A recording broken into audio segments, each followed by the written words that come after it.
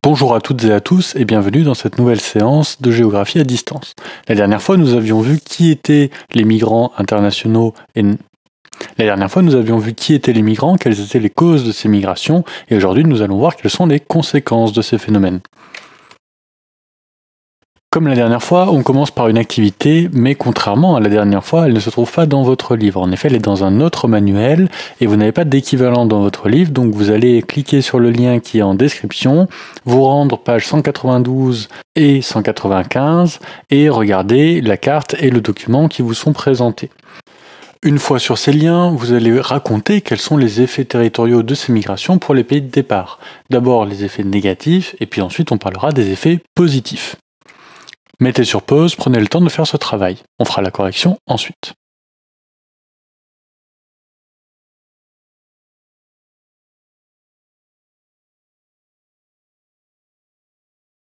Alors dans les éléments négatifs d'abord, dans les pays de départ, l'émigration d'une partie de la jeunesse parfois qualifiée représente une perte démographique mais aussi une perte économique. C'est le brain drain, la fuite des cerveaux, qui voit de jeunes personnes qualifiées quitter leur pays d'origine. Ce phénomène nuit au développement local. Cependant, il y a aussi des effets territoriaux positifs. Si vous ne l'avez pas déjà fait, allez voir dans les documents quels sont ces effets territoriaux positifs.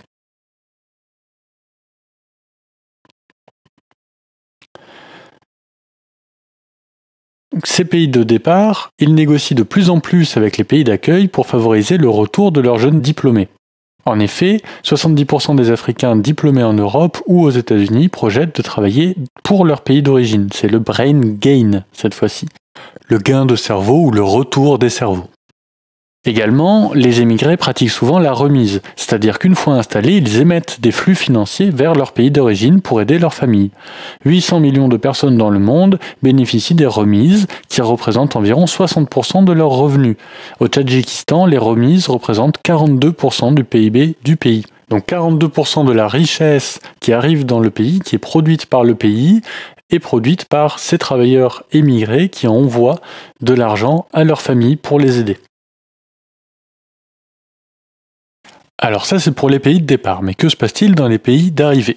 Alors ici on va faire 4 catégories, puis à chaque fois on va faire un petit schéma. Donc les enjeux politiques, les enjeux démographiques, les enjeux économiques et enfin les enjeux socioculturels. Dans les espaces d'arrivée, l'immigration provoque d'abord des réponses de la part des États concernés. Ces réponses sont doubles. D'un côté, les États doivent organiser l'arrivée des migrants légaux. Dans le même temps, ils luttent contre l'immigration clandestine par des protections aux frontières, avec des murs par exemple, la surveillance des points de passage, on avait vu l'exemple de l'agence Frontex en Méditerranée qui surveille les frontières de l'espace Schengen, des camps de transit où sont parqués les étrangers en situation illégale avant d'être renvoyés dans leur pays d'origine, etc. En fonction de l'opinion politique, les États acceptent plus ou moins de migrants légaux, ouvrent leurs frontières ou adoptent des politiques restrictives. Voyons maintenant les conséquences démographiques. Alors d'un côté, l'immigration peut générer un brain gain pour les pays d'arrivée. Elle permet de gagner des étudiants ou des travailleurs qualifiés. De l'autre côté, elle compense aussi le déficit naturel de certains pays comme l'Allemagne qui perd normalement de la population et voit gagner une nouvelle population avec ces migrants. Ces migrants payent des impôts et permettent donc de compenser la baisse de la population. Alors les conséquences économiques maintenant, si la gestion de l'immigration représente de lourdes dépenses, elle offre aussi aux pays d'accueil une main-d'œuvre bon marché que les entreprises convoitent, en particulier dans le bâtiment, l'agriculture saisonnière, le nettoyage, autant de métiers pénibles et mal payés que refusent souvent les natifs. Si on prend en compte ou pas les gains apportés par ces activités, on peut trouver que l'immigration coûte ou bien rapporte beaucoup aux États.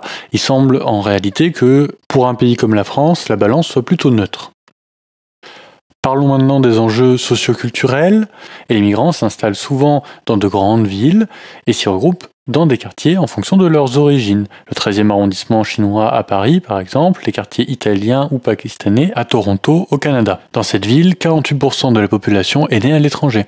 Ainsi, ces communautés immigrées forment des diasporas, des communautés de migrants nombreuses et anciennes qui gardent des liens étroits avec les pays et la culture d'origine dans des pays d'accueil.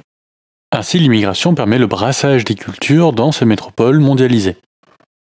N'oublions pas que l'immigration est source aussi de tensions et de débats dans les pays d'accueil qui souvent font des migrants des boucs émissaires pour leur faire porter la responsabilité de tensions sociales ou économiques. Voilà, c'est tout pour cette séance. La prochaine fois, nous parlerons de l'autre type de mobilité internationale, le tourisme.